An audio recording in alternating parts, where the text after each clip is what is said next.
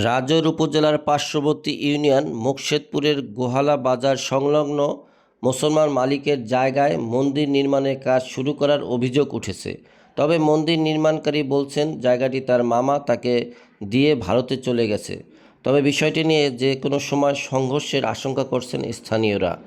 জানা যায় গোহালা বাজারের পাশে গোহালা মৌজার 10.5 শতক জমি শ্রীযুতপুর গ্রাম নিবাসী এম.এ. খায়ের মোল্লা বাচ্চু জমির মালিক নিতাই চন্দ্র সাহা শ্যামসুন্দর সাহাদের নিকট হতে রেজিস্ট্রির দলিলে ক্রয় করে নামজারি ও খাজনাদি পরিশোধ করে আসছেন।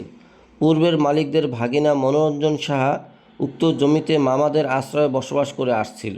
জমি বিক্রি হয়ে যাওয়ার পরেও সে বাড়ি না ছেড়ে ছলে বলে উক্ত জমি স্থায়ী দখলের উদ্দেশ্যে মন্দির নির্মাণ শুরু করেন। বর্তমান মালিক দাবি করা খায়ের মোল্লা জানান, স্থানীয় কিছু দুষ্কৃতিকারীদের সহযোগিতায় আমার উক্ত ক্রয়কৃত জায়গায় অবৈধভাবে দখলের উদ্দেশ্যে মন্দির বানানোর পায়তারা করছে। আমি বিষয়টি সিন্দিয়াঘাট ফাঁড়িকে জানালে এএসআই মনির হোসেন গিয়ে মন্দির নির্মাণে নিষেধ করেন।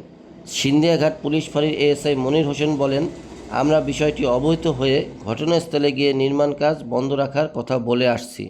মন্দির নির্মাণকারী মনোরঞ্জন সাহা বলেন, আমি পরিবার নিয়ে প্রায় 50 বছর যাবৎ এখানে বসবাস করছি।